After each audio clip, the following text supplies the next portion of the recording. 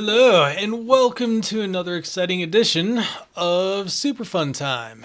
Today, I'm going back to a box I had first attacked a while ago because I saw it was incomplete in my dashboard on OffSec, and I just wanted to get that second flag. I somewhat forgot what had happened the first time around, but I didn't like the box. I actually gave it a thumbs down.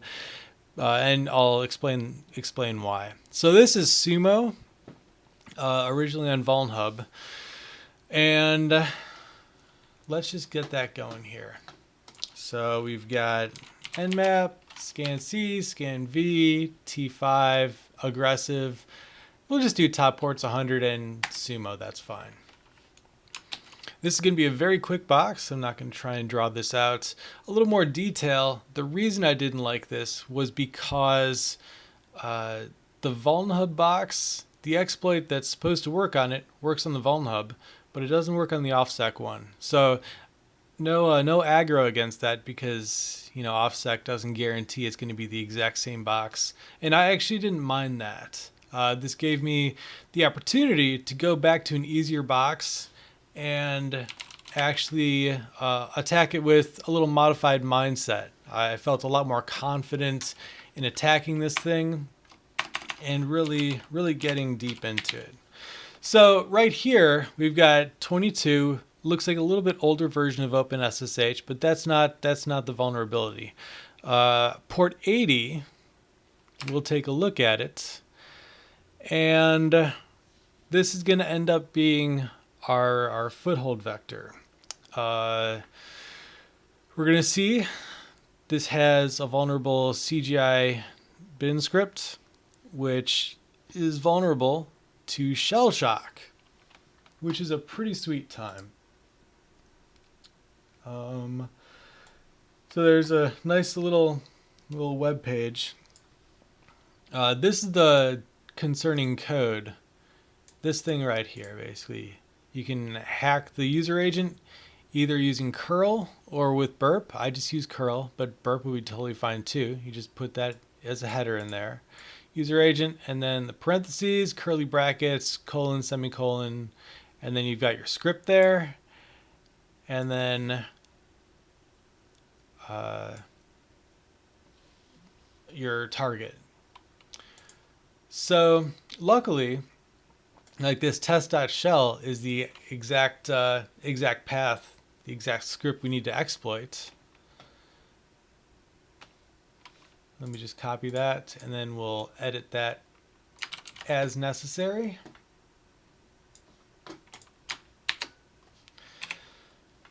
We look back over at Nikto, and it says, yes, appears vulnerable to shell shock, which, spoiler alert, it is. We're just going to get this reverse shell programmed in there. Get my netcat listener fired up. 192.168.49.102, port 80. And then the target is going to be, I'm going to type this in first before deleting, sumo.pg CGI bin test sh. And you see you've got a test and a test sh there. I'm going to use test sh just so I don't have to change anything. Just kidding. I'm going to try something new. If it doesn't work, we can go back to the shell labeled script. So let's just do it. And there we go. We are in. So now that we have a foothold, ls, there's our local flag, and you see we're located in that CGI bin directory, and the flag is right there. There's the test.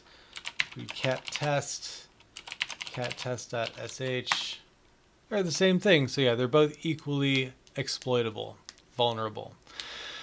So now for the privilege escalation vector.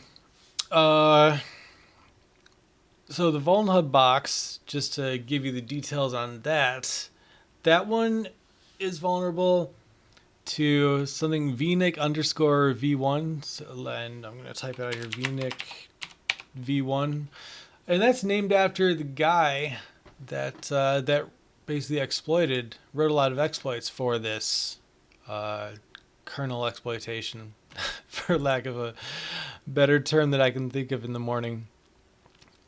Let me see. So if we look for it on exploit database, we're gonna check out the kernel version 3.2.0. Yeah. Drag that over here. I just search 3.2.0. VNIC is Vitaly Nikolenko. So thank you, sir.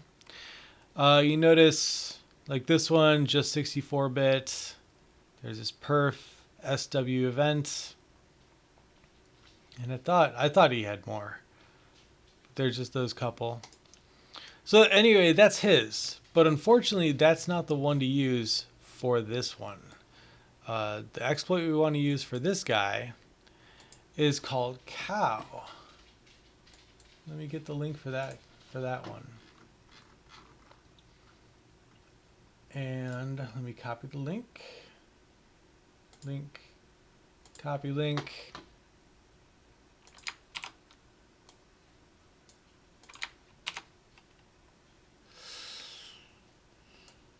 All right. So this is located, I just have the link to the code. So I won't bother W getting that right now because I have it down already. Oh, actually, this won't download it. So this is, yeah, that's fine. This is the code for it. And it's located on Gist's GitHub. I always like to get the raw and then just Control A, Control C to copy. So that's fun. So to get this, what you do is you compile it on your local machine. The reason, I don't know, I think that I don't think I tried compiling it on the remote machine. I don't know if GCC is available. Yep. Oh no, it is available. But you see in the code, it requires MSF Venom to... Actually, no, it doesn't. I'm just kidding. It's just morning for me. This is a comment. So, yeah, you could probably compile it on the remote machine. Control C that. We are still connected. CD scripts, ls, cd, c source and compiled. I've been keeping those in their own directory because my scripts, as you see, it's getting a little crowded. I don't use too much of them, but I kind of like it. So we're going to serve that on port 8000, and we're going to wget 192.168.49102 port 8000 cow.c. Just kidding. Let me go to temp because as the web user, we can't necessarily write to too many places. Copy, paste. There we go. lsla cow.c. And I just realized I brought over the C. So we're going to see, no pun intended, if we can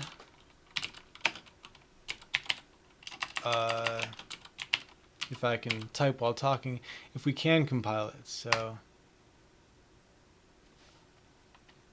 that's fine. This is a path kind of failing. We need to add a couple things. Copy this, copy, paste. Oh man.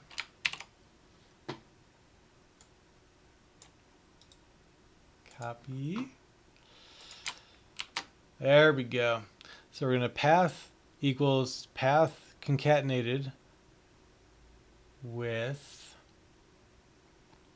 user local s bin, user local bin, and then you have to add user lib gcc x8664 4.8. And then we look at the path, and it's in there now. So let us try to compile it one more time. And it didn't like that. Let's see if this works. I kind of doubt it will. And yeah, it's not even there. So let me just bring over cow. wget 192.168.49102 port 8000 cow. lsla cow. chmod plus x to make it executable cow. And then /cow. And let's see. I forget if it, yeah, it'll just take a minute to run. And I think we'll get some output. We'll definitely get some output now that I've put in ID. So this box has a tendency to crash on kernel exploits. So like VNIC, every time I'd run that, it would crash the box, revert itself, and I'd have to get back in and bring stuff back over. I tried that VNIC exploitation a few times, and it just kept crashing it. I figured maybe if I had multiple attempts it would work, but it did not. So, and I just realized one other thing that was wrong too. Oh, actually, it's not wrong. Once you do this, you have to execute user bin password.